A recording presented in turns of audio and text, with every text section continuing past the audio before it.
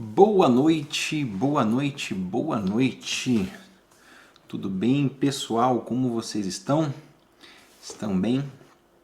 Domingo, dia 10 de março, estamos aqui.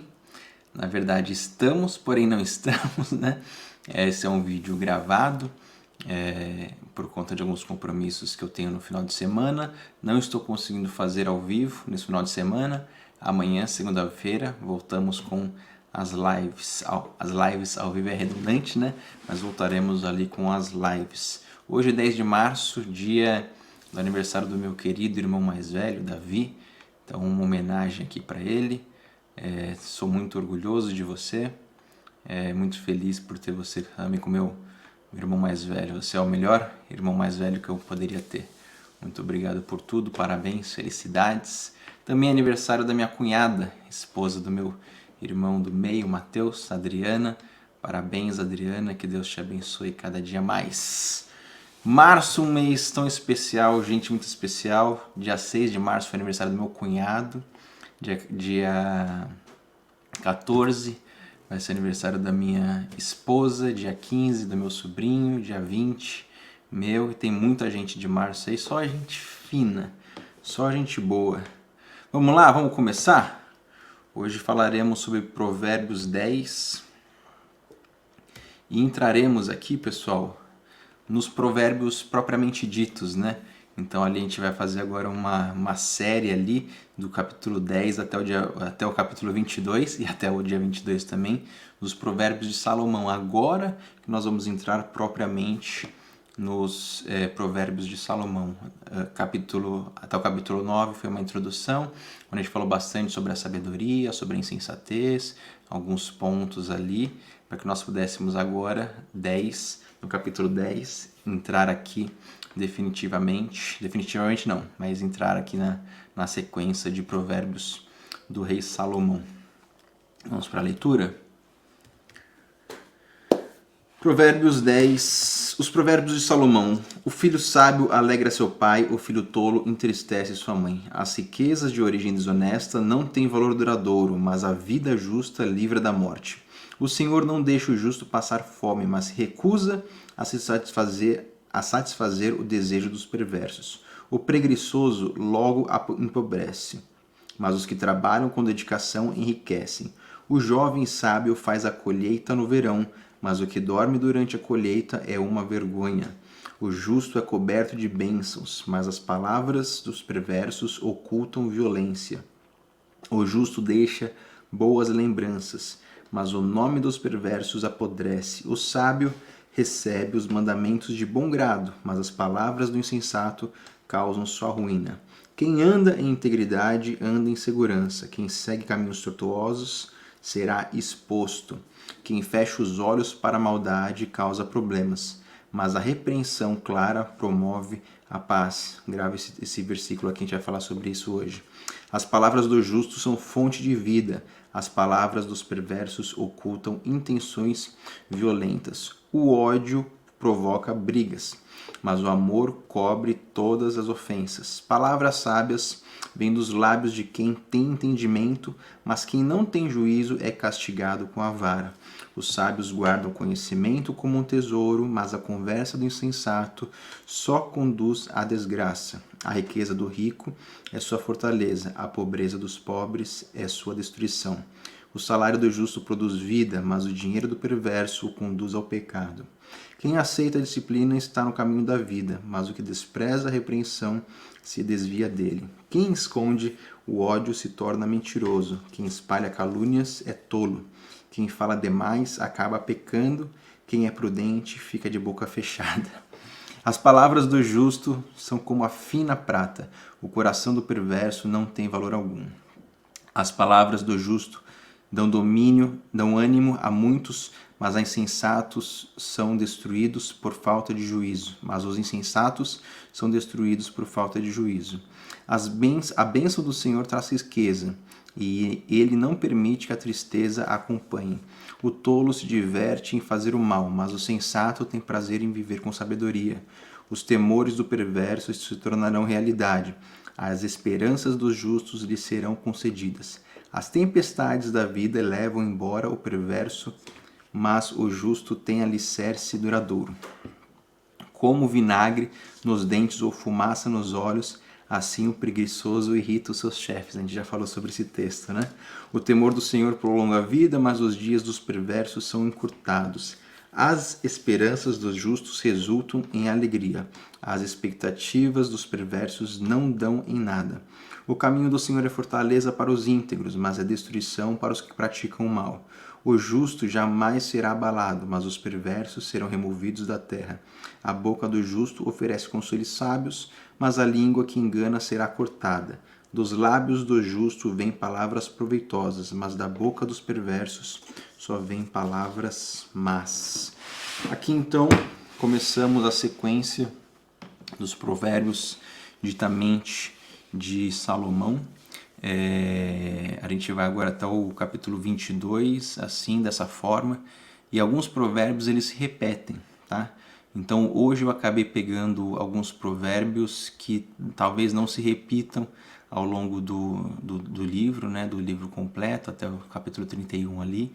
Então alguns a gente vai ver com uma certa frequência. Então alguns eu deixei para a gente falar um pouco mais para frente, e alguns que eu sei que a gente não vai mais falar, vou abordar hoje, ok?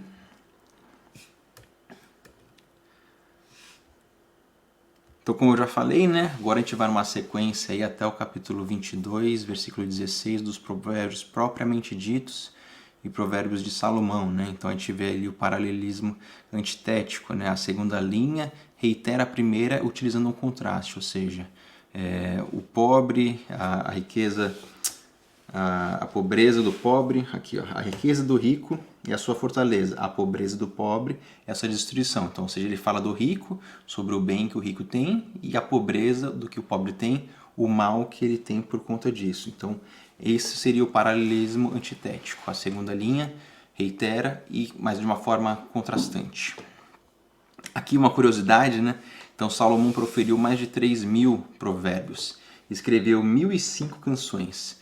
Ou seja, ele escreveu bastante, né? Muitas coisas o rei Salomão fez, né? E para quem gosta de número, né, como eu coloquei aqui um dado também interessante, que é o valor numérico de consoantes do nome, no nome, né, Salomão em hebraico, totalizam 375, que é o mesmo número de versículos contidos dentro, né, do capítulo 10, versículo 1, até o 22, versículo 16, né? Para quem não sabe, ali todo o alfabeto hebraico ele tem ali alguns valores numéricos. Eu gosto muito disso porque fala bastante comigo com relação ao número. Deus acaba falando bastante comigo com os números, como a gente acaba conversando bastante.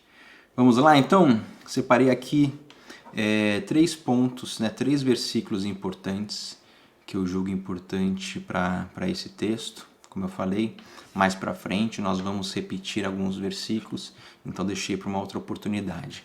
Esses aqui queria bater com vocês hoje sobre o que seriam aqui, ó. 10:1 fala o seguinte, ele fala sobre a sabedoria, né, sobre as decisões boas, né, afetam, né? O filho sábio alegra seu pai, o filho tolo entristece a sua mãe. Ou seja, as nossas decisões, né, sejam elas sábias, sejam elas tolas, elas acabam influenciando não só a minha vida, mas como a vida dos demais também. Israel, então você está falando que é para eu temer homens, ficar me guiando por homens, não é isso, mas que nós tenhamos, né, a consciência de que aquilo que nós decidimos, aquilo que nós fazemos, as nossas consequências dos nossos atos, de uma forma ou de outra, acabam impactando a vida das pessoas que estão próximas a nós, né? Então, que é a importância de nós entendermos isso, de nós também estendermos, né? A minha decisão hoje, ela não afeta só a minha vida, ela afeta a minha esposa, afeta muitas vezes a família, né, da minha esposa, que é minha família também, mas de uma forma um pouco mais prolongada, afeta a minha família, afeta a minha mãe, afeta os meus irmãos. Então, algumas decisões, o que eu faço? Eu preciso sempre ponderar por conta disso, né? Eu não posso ser um inconsequente que saio fazendo tudo aquilo que eu quero fazer, da forma como eu quero fazer, a vida é minha, eu faço o que eu quiser. Não, espera um pouquinho, né? Nós temos a responsabilidade dentro do nosso círculo de influência, né? Seja na nossa família, seja com amigos, né? Seja com a influência que Deus nos deu. Então, hoje, de uma forma ou outra, né? Aquilo que eu faço, aquilo que eu falo, acaba influenciando algumas pessoas, né? Alguns seguidores aqui no Instagram, alguns seguidores no YouTube. Ou seja, eu preciso estar atento, né? É engraçado que muitas vezes não, né? Mas algumas vezes já aconteceu. A gente está no estabelecimento, uma pessoa, na verdade, outro dia eu estava indo para o hospital, eu estava saindo ali do Uber, eu estava bem doente e estava no hospital, saindo ali e tal, aí eu estava passando para entrar no hospital, aí um rapaz falou assim, ô Israel! Aí eu peguei e falei assim, oi, tudo bem? Ele falou assim, não, eu que te acompanho lá do canal do Zoe Israel e tudo mais, né? E eu peguei, entrei, agradeci e tal, e entrei ali no hospital. Mas o poder da influência, né? Outro dia a gente estava no restaurante aqui em Lisboa, né? Uma atendente também super simpática, de um restaurante que a gente gosta bastante aqui, veio falar com a gente. Ou seja, algumas atitudes, né, as pessoas estão olhando para a gente, né? Então nós precisamos tomar cuidado e precisamos saber, né, que aquilo que nós fazemos pode influenciar para o bem ou pode influenciar para mal. Pode ser um bom exemplo, pode ser um mau exemplo, né? A Bíblia também fala sobre a pedra de tropeço.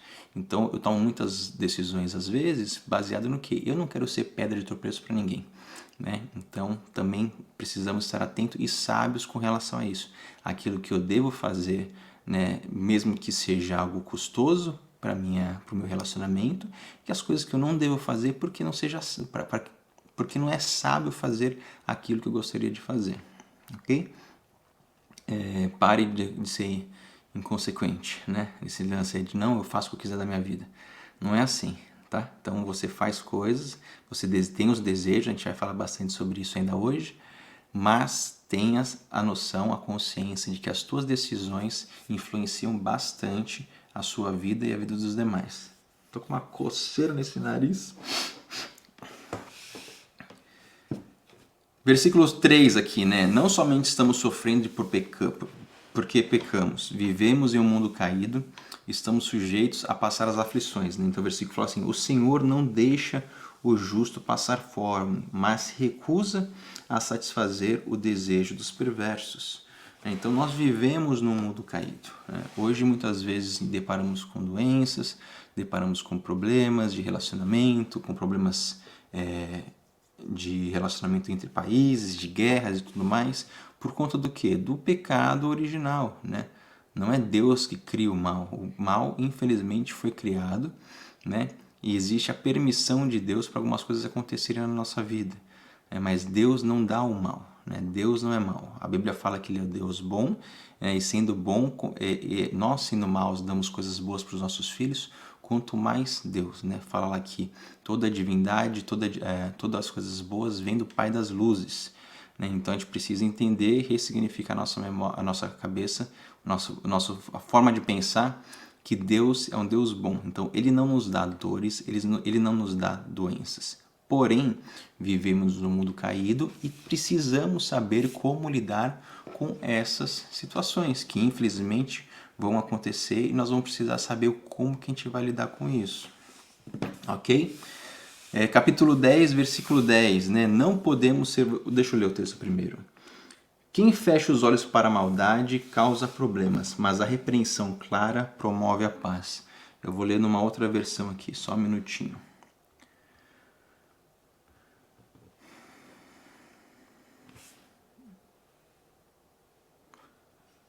Chururu. 10:10 na versão de hoje, né? Quem esconde a verdade causa problemas, mas quem critica com franqueza trabalha pela paz, tá? Tem uma outra versão que eu gosto aqui também. Os que acena com os olhos dá dores, e o tolo de lábios será transtornado. As versões elas mudam muito, né? Acabam mudando bastante o sentido. Por isso eu gosto de ler várias versões. Quem pisca, né? A NVI fala o seguinte: quem pisca maliciosamente causa tristeza, e a boca do insensato o leva à ruína. né? Eu gosto dessa versão que está aqui, né? Quem pisca com o olho causa pesares, né? Quem repreende abertamente traz remédio. Por que eu peguei esse texto hoje? Porque queria falar um pouquinho com vocês sobre a logoterapia, sobre o sentido da vida. Então, muitas vezes, algumas pessoas vêm falar comigo: Israel, eu não sei o que eu faço da minha vida, eu não tenho propósito, eu não sei qual que é o meu chamado, eu não sei o que fazer, a minha vida está parada, eu não sei para onde que eu vou, Deus não tem nada para minha vida, e fica nessa estagnação, né? Então você acaba ficando estagnado ali na sua vida. Por quê? Porque você tem, né, essa necessidade, e nós temos essa necessidade, né? Falando assim como como raça humana, nós temos essa necessidade, como seres humanos nós temos esse anseio, né, de querer saber qual que é o nosso chamado, qual que é o nosso propósito, o sentido da nossa vida, e esse é um dos pilares da logoterapia. Porém, nós precisamos entender que muitas vezes o nosso sentido da vida, o nosso chamado, ele está no fazer algo, né? E aqui o texto fala o seguinte: quem pisca o olho causa pesares. Quem repreende abertamente traz remédio. Muitas vezes a nossa vida, o nosso chamado, ele está relacionado a trazer remédio para alguém, a trazer cura para alguém, a trazer justiça para alguém. E é isso que eu vou falar hoje com vocês sobre a logoterapia, né? Então, como é que eu posso descobrir o meu chamado? Existem alguns pilares. Antes eu vou trazer um pouquinho do que seria, né? Quem surgiu, onde surgiu a logoterapia. Então foi esse simpático senhor aí, um judeu.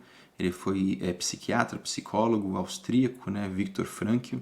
Ele pertencia ali, né, a uma das classes mais odiadas por Hitler. Então ele passou ali por toda essa situação que aconteceu, né? Então, ele acabou casando ali em 1942, e no mesmo ano ele foi enviado com a família para o campo de concentração, onde seus pais e sua mulher morreram. Antes disso, antes dele ir para lá, ele já estava a desenvolver já o que seria chamada terceira escola vienense, né? Vienense, e que se chamaria a logoterapia, né? Então a gente entende a primeira escola sendo a psicanálise, né, de Freud.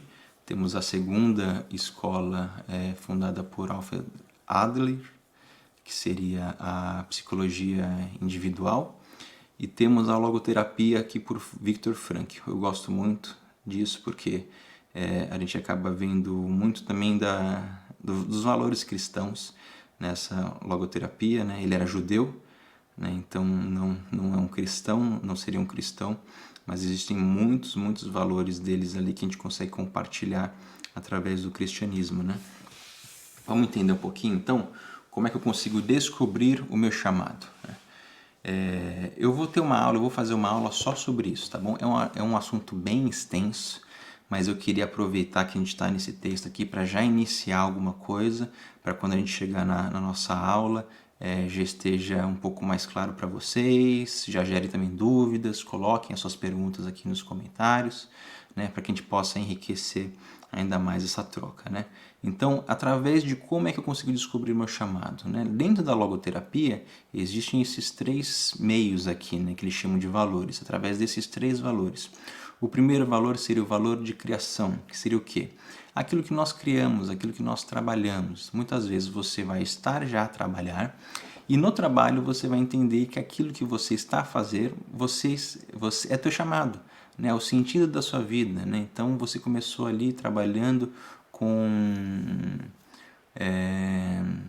enfermagem, né? Então você é ali uma enfermeira, você é um enfermeiro, está ali com enfermagem, você descobriu que aquilo é o que você foi chamado para fazer, né? Você não se vê fazendo outra coisa, você é extremamente feliz naquilo, você consegue atingir o que a gente chama do arete, né? Que seria a excelência, a união ali, né? Onde tem ali talvez a intersecção ali entre o teu dom, aquilo que você gosta de fazer e aquilo que você é bom em fazer. Você conseguiu atingir esse ponto e você tem ali o seu chamado, né, direcionado através do valor de criação, né? O valor de experiência, você precisa experimentar algumas coisas, né? Eu estava falando com com o rapaz essa semana, né? E ele é um rapaz maduro, mas ele é novo, né? Então ele é bem novo. E eu olhando assim para ele, você tipo, dá alguns anos a mais assim para ele, pela maturidade, pela postura dele, mas ele é um rapaz extremamente novo. Eu falei para ele, fulano, você precisa experimentar algumas coisas. Lógico, né, pessoal, pelo amor de Deus, que eu não estou falando para coisas ilícitas.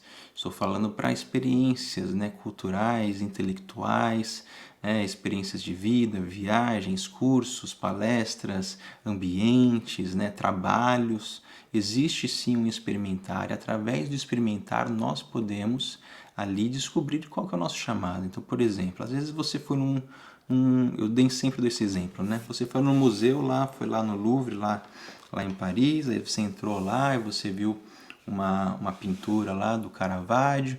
Através da pintura do Caravaggio você ficou impactado com aquilo, você sabe, nossa, que coisa linda, tal, e você foi estudar sobre ele, aí você estudou as técnicas dele, e você começou a pintar assim como ele pintava, você consegue tipo fluir um pouco mais além daquilo que você esperava, e através dessa experiência que você teve, que muitas vezes poderia ser só uma ida ao museu, você acabou descobrindo o chamado da sua vida, né? O sentido da sua vida, ou seja, a importância de nós experimentarmos, né?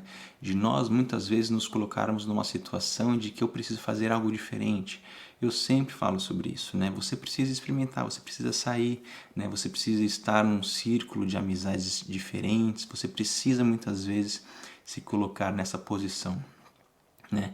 Para os introvertidos um pouco mais difícil, né? Muitas vezes desse lance de querer sair, de precisar sair, de se forçar a fazer algo, mas a importância de quando nós estamos experimentando algumas coisas que talvez não seja aquilo que nós costumamos fazer, isso possa nos gerar um valor de experiência, né? E o valor de atitude que, pela minha experiência, pelo que eu tenho visto, ele é um dos mais recorrentes, né? Que seria o quê?